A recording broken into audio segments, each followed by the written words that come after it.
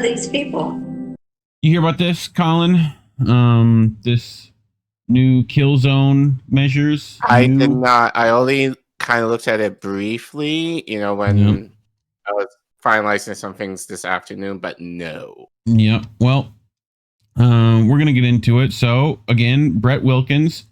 And I know Indy read a bit of this the other day. So, Israel troops blow whistle on war crimes in Gaza kill zone, quote unquote.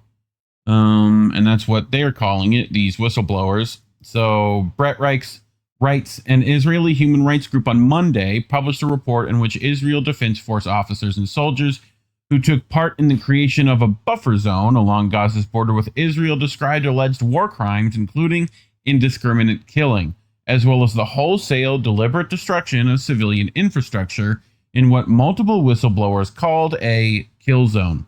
The new report from Breaking the Silence details how Israel, which for decades has dubiously relied upon defensive buffer zones in territories it conquers or controls, decided on a policy of widespread deliberate destruction in order to create a security perimeter ranging between roughly half a mile and a mile in width on the Gaza side of the Israeli-Palestinian border. To create this area, Israel launched a major military engineering operation that, by means of wholesale destruction, entirely reshaped about 16% of the Gaza Strip, an area previously home to some 35% of Gaza's agricultural land. The report states the perimeter extends from the coast in the north to the Egyptian border in the south, all within the territory of the Gaza Strip and outside of Israel's internationally recognized borders. So, this is from Breaking the Silence, The Perimeter, a new collection of testimonies from soldiers who fought in Gaza. It chronicles the systematic annihilation and expropriation of entire villages and agricultural zones while creating the new Gaza buffer zone. So they have this video, and this is of Google Maps, November 2023, right? So that's what this area looked like. And then in 24, that's what it looked like. So is that not Hiroshima level destruction to you? Looks like it to me. I don't know about scale, but definitely up there. So this Kurza, right? We've talked about that place previously before. But the mission to give soldiers in the field, as revealed in their testimonies, was to create an empty, completely flat expanse about a kilometer wide along the Gaza side of the border fence. The publication continues, this space was to have no crops, structures, or people. Almost every object, infrastructure, installation, and structure within the perimeter was demolished. Palestinians were denied entry into the area altogether, a ban which was enforced using live fire, including machine gun fire and tank shells. In this way, the military created a death zone of enormous proportions. The report adds, places where people had lived, farmed, and established industry were transformed into a vast wasteland, a strip of land eradicated in its entirety. So, the testimonies demonstrate that soldiers were given orders to deliberately, methodically, and systematically annihilate whatever was within the designated perimeter, including entire residential neighborhoods, public buildings, educational institutions, mosques, cemeteries, with very few exceptions. Industrial zones and agricultural areas, which serve the entire population of Gaza, were laid to waste, regardless of whether those areas had any connection whatsoever to the fighting. And I do believe the reason why all those agricultural things are right along that border fence is because they've fucked up all the farmland elsewhere, right? Just the actual dirt. So I think you've talked about that before. Yes. But Palestinians who dared enter the perimeter, even accidentally, were also targeted, including civilian men, women, children, and elders. The officers and soldiers interviewed by BTS struggled to explain whether non-combatants were informed of the no-go zone's limits, while one saying civilians knew to stay away when they saw that enough people died or got injured. crossing the unmarked boundary. So people who entered the perimeter out of sheer desperation were targeted. Israel's blockade of Gaza has fueled widespread and sometimes deadly starvation. I would argue all-time deadly starvation. And Palestinians entered the kill zone to pick up hubayza, a nutritious wild plant after the area's farmland was razed. The IDF really is fulfilling the public's wishes, which state there are no innocents in Gaza. We'll show them, one reserve warrant officer explained. People were incriminated for having bags in their hands. Guys showed up with a bag, incriminated, terrorist. I believe they came to pick up hubayza, but boom, tank shells were fired at him from half a mile away. In a separate interview with The Guardian, the same officer said that at first his attitude toward invading Gaza was, I went there because they killed us, and now we're going to kill them. And I found out that we're not only killing them, we're killing their wives, their children, their cats, their dogs. They added, we're destroying their houses and pissing on their graves. This is Israelis saying this. So another IDF reservist officer told BTS that he was briefed that there is no civilian population in the area, where Palestinians are terrorists, all of them. Asked what the area looked like after the IDF clearing operation, the officer replied, Hiroshima. A captain in an armored division of the IDF Reserve said the borderline is a kill zone where there are no clear rules of engagement or proper combat procedure. Anyone who crosses a certain line that we have defined is considered a threat and is sentenced to death, the captain added. The BTS report follows an investigation published last December by Haaretz, Israel's oldest newspaper, in which IDF soldiers and veterans described a kill zone in the Netzarim corridor in the heart of Gaza, where troops were ordered to shoot anyone who enters. The forces in the field call it the line of dead bodies, one commander said. After shooting, bodies are not collected, attracting packs of dogs who come to eat them. In Gaza, people know that wherever you see these dogs, that's where you must not go.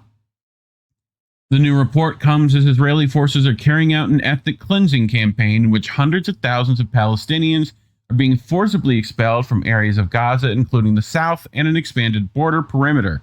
The AP reported Monday that Israel now controls more than 50% of the territory and is squeezing Palestinians into shrinking wedges of land. And that's the AP. I bet they're being fucking heavily conservative on this. Sure. So, but Israeli troops are moving to seize large tracts of the Strip for a so-called security zone and Jewish recolonization. Member of Israeli Prime Minister Benjamin Netanyahu's far-right government, who said the campaign is being coordinated with the administration of Trump, who in February said the United States would take over Gaza, remove all of the Palestinians, and transform the Mediterranean enclave into the, quote, Riviera of the Middle East. So this is what they're saying. This is again from the AP, which of course this is why they have shit like this. Communities attacked by Hamas, right? You know, so fucking assholes. But in the orange, you'll see the buffer zone as of January 2025, and this yellow is the expanded. So you can see how much land they're continuing to take, right? Mm-hmm.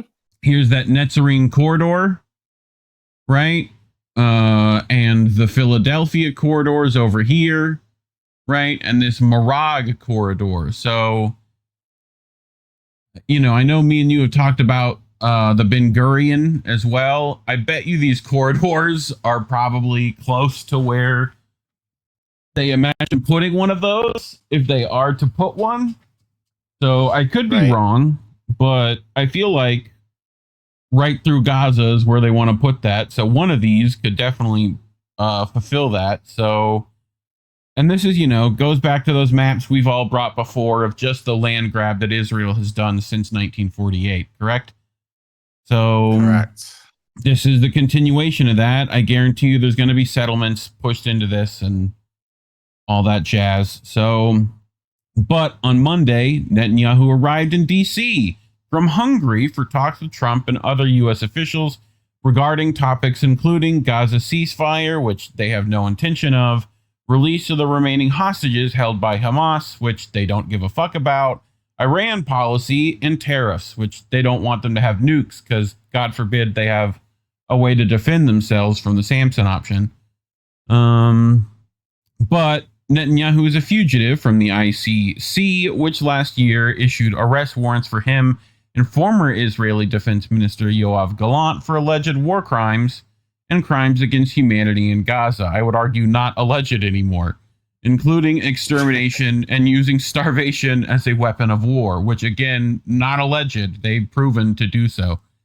Israel is also facing a genocide case at the ICJ for its conduct in a war that has left more than 180,000 Palestinians dead, maimed, or missing in Gaza, and almost all of the Strip's more than 2 million people forcibly displaced, often multiple times. Again, all those are direct war crimes against the Geneva Code. So, Israel's bombing and invasion of Gaza continued on Monday, an early morning IDF strike on a tent where numerous journalists were sleeping outside Nasser Hospital in the southern city of Khan Yunis killed Palestinian Today reporter Hilmi al-Fakawi and another man who were burned alive as helpless witnesses were unable to douse the flames or rescue victims. 9 others were reportedly wounded in the attack, which the IDF said targeted a Hamas member. More than 230 journalists have been killed by Israeli bombs and bullets since October 2023. All of them accused being Hamas. So we can just quit with that bullshit. So anyway, you might think that these are new. They are not new, right? Here's Eva Corrine Bartlett, right? April 8th is when I posted this, right?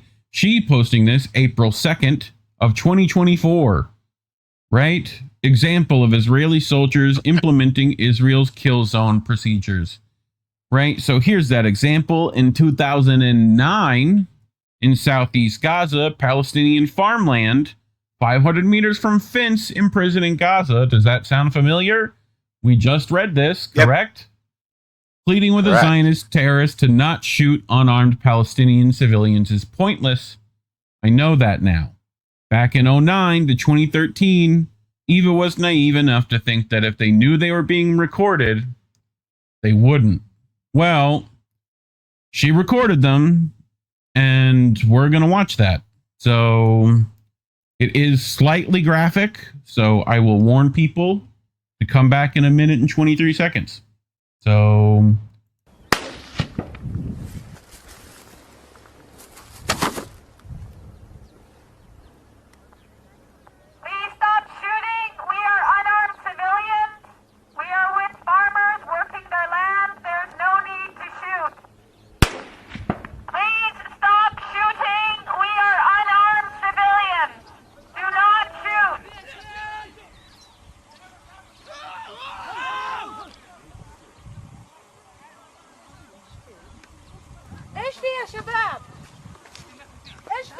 shit.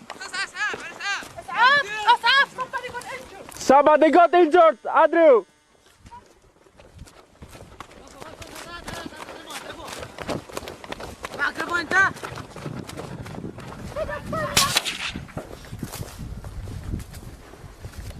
Why are you shooting? بجنب الساوة والله. Soldiers, we have no weapons. Please do not shoot. هذا جيب بقاء هذا زيد على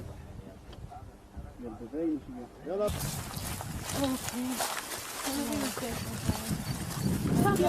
You did. You did. Oh. Yep. So that was Eva back in 2009, in the region, as she tends to be. Thoughts so far?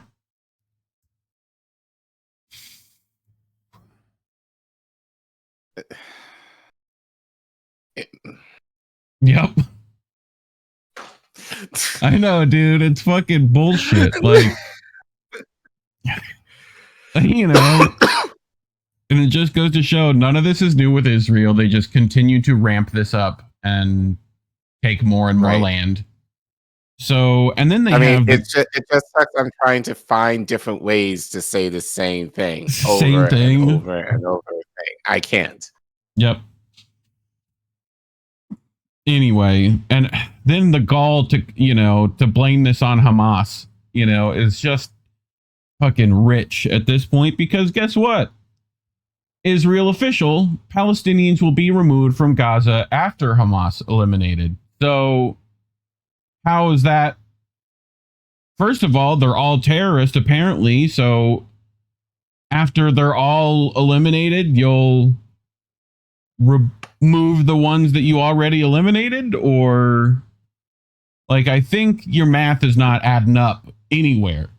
Right. So on top of, clearly you do not care about any Palestinians because you want them gone after Hamas is gone. So yeah, so Kyle Anzalone over at Anti-War writes, an Israeli official made it clear that Tel Aviv plans to expel the Palestinians from Gaza after the hostages are freed and Hamas is eliminated. So again, don't even care about those hostages either. So throughout the conflict, the prime minister publicly claimed the goals of military operations in Gaza were returning Israeli captives and removing Hamas from power.